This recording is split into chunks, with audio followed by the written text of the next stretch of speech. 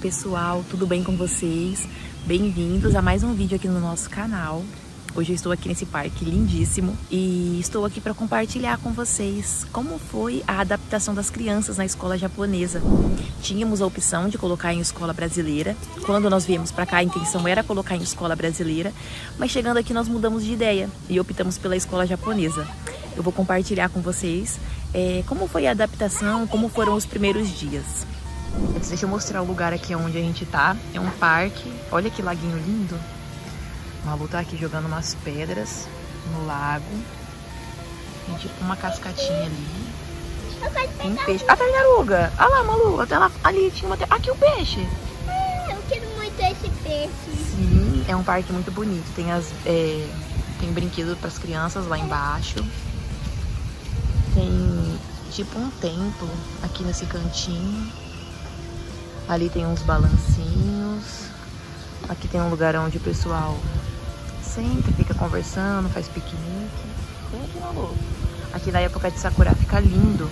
A gente sempre vem aqui na época de Sakura. Não, você vai ver aí dentro, hein? Essas árvores verdinhas assim, que essas folhinhas são tudo Sakura. E na época do Sakura fica lindo. Eu vou deixar umas fotos aqui pra vocês verem como que é na época do Sakura. Mas é um parque muito bonito. É o tanto de peixe que tem nesse lago, gente. Dá pra vocês verem, né? Olha, são os peixes grandes. Tinha passado um bem laranjadinho. Ele tá ali, é menorzinho, pequenininho. Ali, ó, laranjinha passando. Tem muito. Eles ficam aqui perto da gente, porque o pessoal tem costume de vir aqui e jogar comida pra eles, né? Então eles estão achando que a gente vai jogar comida. Isso então, é comida. Não é, né? Esse é mato. Não, isso é comida. Então eles estão aqui pertinho da gente. Olha o tamanho daquele peixe ali, Malu. Olha ali, olha. Gente, os peixes aqui são enormes. Estamos aqui do outro lado do laguinho agora. O patinho ali, gente, em cima da pedra. Olha lá, Malu, o patinho. Como que eu posso pegar? Não, acho que não dá pra pegar, né? Dá sim. Não pode pegar, ele vai assustar.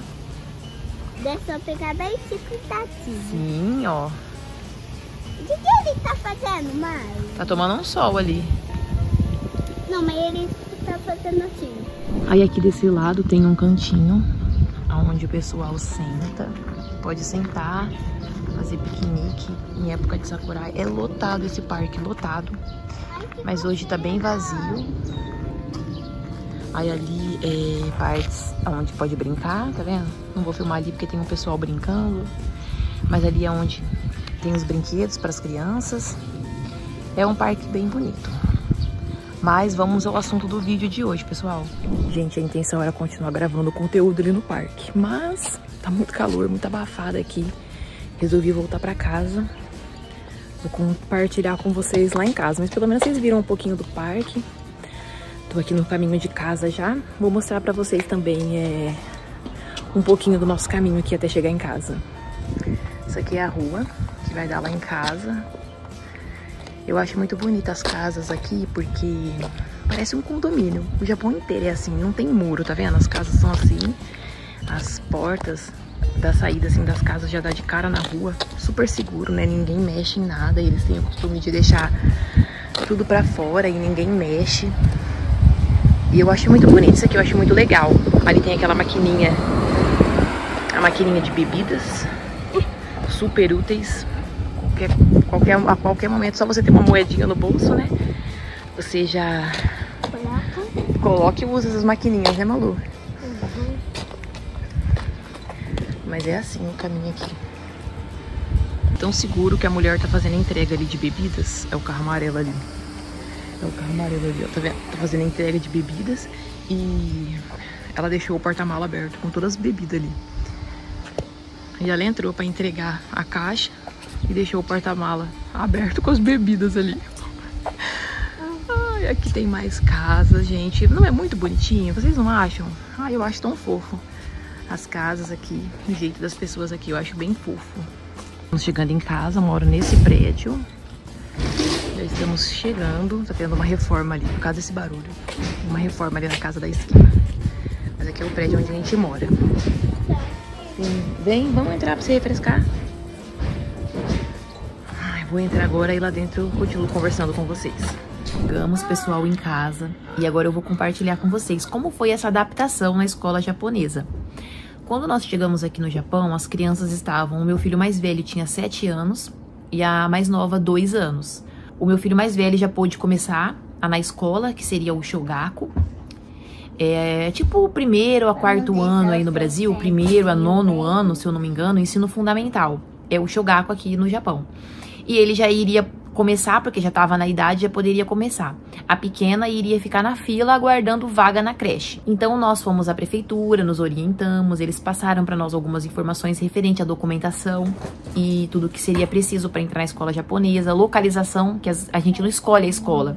Tem que ser a escola que é próxima aonde você mora, dentro do seu endereço. Tem uma quantidade lá de quilômetros, metros, que a casa pode ser longe da escola, mas quanto mais perto, melhor. Tem que ser, né? Porque as crianças não podem ser levadas pelos pais. As crianças têm que ir sozinhas. Desde os 6 anos aqui, as crianças vão sozinhas para a escola. Os pais não podem levar. Até quando chove, assim, dificilmente os pais levam.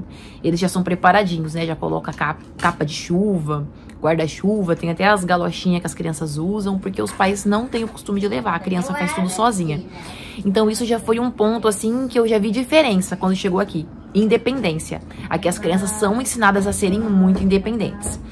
Então lá na prefeitura eles passaram essas orientações para nós e nos falaram que a criança, como era estrangeiro, não conhece os costumes da escola, precisaria passar por uma classe de adaptação.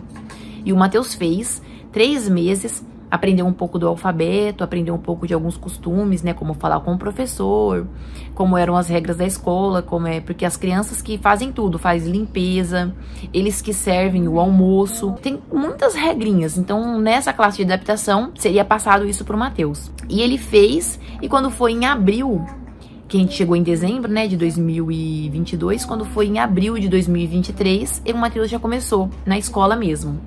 Aí o horário era até 8 horas da manhã a criança teria que estar na escola, porque 8h15 já começam as aulas. Aí vai até meio-dia. Meio-dia eles param para o almoço, até 1 hora de almoço. Depois da 1 volta, já voltam as aulas. Aí depende do dia da semana, depende das matérias que vai ter no dia. Não são horários fixos de saída. Tem dia que o Matheus sai 1h30, tem dia que ele sai às 14h. Tem dia que sai às 15h35, depende do dia, não é fixo, mas eles mandam sempre o calendário com muita antecedência, com os horários que as crianças vão sair, pra gente estar sempre preparado e ter gente em casa pra receber as crianças, né? Até por isso eu não fui trabalhar, porque como nós colocamos na escola japonesa, teria essa limitação com horários, não teria como eu trabalhar. E eu escolhi mesmo poder ficar em casa, pra eles não sofrerem tanto, né? Já chegar assim num país diferente, já de cara ficar tantas horas longe de casa. Então eu escolhi assim e eu acredito que foi a melhor escolha para nós, né, dentro da nossa realidade. A alimentação na escola também é bem diferente. A gente não pode mandar nenhum tipo de alimento. Tem as exceções, né, que às vezes estrangeiro não se acostuma com uma comida japonesa. Então, assim, no último caso mesmo, se a criança não consegue comer nada mesmo, eles permitem que nós mandemos a marmita aqui de casa. Mas eles fazem de tudo para a criança se adaptar com a comida. E o Matheus se adaptou, graças a Deus. Eles fazem toda uma pesquisa, essa criança tem alergia a certo tipo de comida. Quando o Matheus entrou na escola, teve que fazer uns exames, né? Tirou raio-x, aí pesou, mediu, fizeram vários exames nele para poder entrar na escola.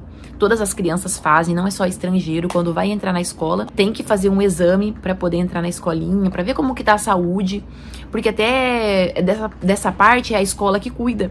Na escola mesmo, o Matheus passa por dentista, oftalmologista, tem enfermaria lá, né? Qualquer coisa que acontece, a criança é direcionada pra lá. Caiu, tá sentindo alguma dor, eles levam pra enfermaria. Só em casos extremos, assim, eles ligam pra nós. Até exame de urina, a gente colhe aqui de manhã com ele leva pra escola. Então, eles são muito atenciosos com essa parte das crianças. E teve isso também.